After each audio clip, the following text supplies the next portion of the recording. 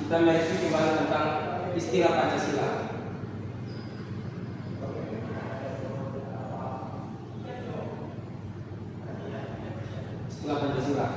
Istilah Pancasila lahir pada tahun 14 Masehi, tepatnya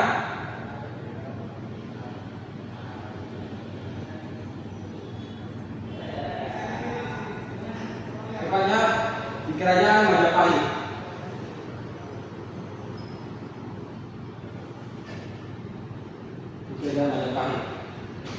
Istilah Pancasila ini lahir pada tahun 14 di Kerajaan Majapahit yang terdapat dalam buku Sutasoma dan Kartanegara. Pancasila terbagi atas dua, Panca Sila. Panca berarti 5, sila sendi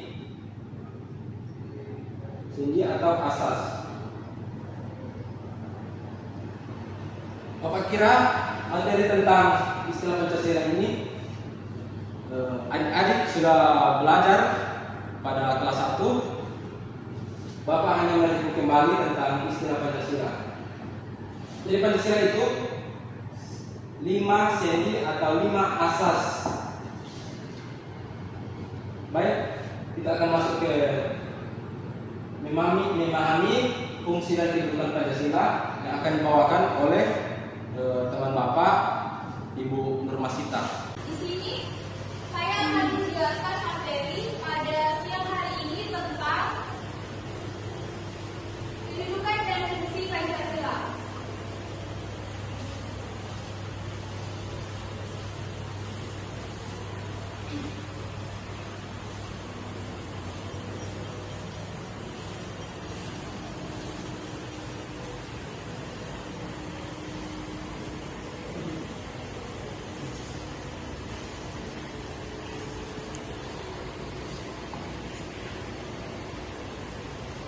Jadi adik-adik,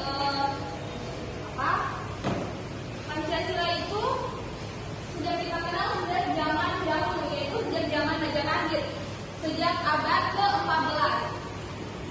Jadi Pancasila itu tidak dikenal sekarang, tetapi sudah dikenal sejak zaman dahulu, yaitu sejak zaman Majapahit. Kemudian di sini kedudukan dan fungsi Pancasila. Jadi Pancasila itu tidak hanya memiliki penjelasan atau pengertian, tetapi dia juga mempunyai kedudukan dan fungsi. Di sini itu ada 6 fungsi Pancasila. Yang pertama itu ada dasar negara, kemudian pandangan hidup bangsa, yang ketiga sebagai kepribadian bangsa, yang keempat sebagai perjanjian luhur rakyat, yang kelima sebagai pemersatu bangsa, dan yang keenam sebagai ideologi bangsa. Jadi di sini kami akan menjelaskan yang pertama itu adalah dasar negara.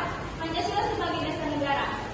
Jadi Pancasila sebagai dasar negara itu merupakan sumber hukum. Jadi Indonesia itu berpatokan pada Pancasila sebagai dasar negara. Gitu. Kemudian yang kedua itu Pancasila sebagai kepribadian bangsa. Artinya itu bangsa Indonesia itu mempunyai ciri khas. Artinya ada pembeda antara Indonesia dengan negara lain.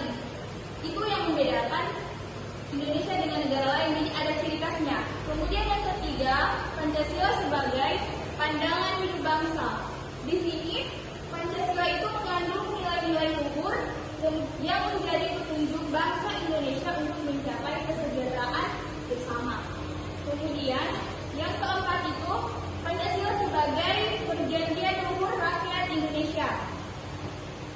Jadi artinya itu di sini contohnya itu adalah perjanjian yang sudah disepakati oleh bangsa Indonesia sejak zaman dahulu, sehingga itu menjadi disebut sebagai perjanjian luhur karena sudah ada sejak zaman dahulu. Gambar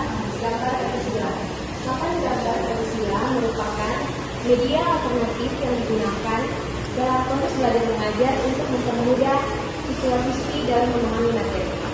Untuk penggunaannya saya persilakan teman saya untuk menjelaskan.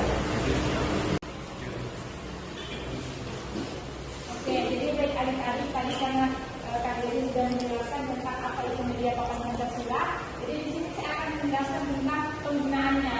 Bagaimana menggunakan media papan Pancasila. Jadi perlu adik-adik lihat bahwa di sini itu ada 6 amplop dari contoh penerapan fungsi Pancasila dalam kehidupan sehari-hari. Jadi contohnya misalkan adik-adik mengambil di angka 5. Jadi kita akan ambil isinya itu dan kita bacakan. Kita cocokkan mana yang cocok dari ke-6 ini. Misalkan 1 sebagai dasar negara dan selanjutnya pandangan bangsa, mana yang cocok dari isi amplop yang ke-5. Nanti saya akan minta bantuan dari Kak Agus untuk mempraktikannya. Silakan.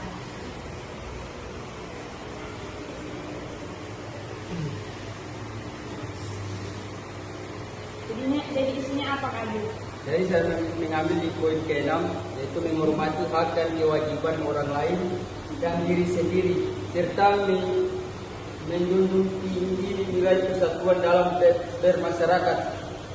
Jadi contoh penerapannya itu masuk di urutan keberapa? Jadi contoh penerapan ini masuk di urutan ini nomor 5. Oke, jadi bisa dipahami adik-adik? Jadi siapa yang mau mempraktikannya langsung selain Kak Agil? Mau. Ya, silakan.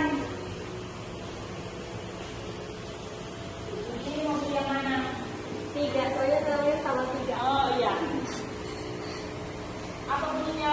Merupakan ciri khas yang membedakan bangsa Indonesia dengan negara lain. Jadi masuk di poin keberapa kira-kira? Sebagai kepribadian bangsa. Oke. Iya. Ayo, tambah. Oke. Oke, terima kasih. Tepuk tangan.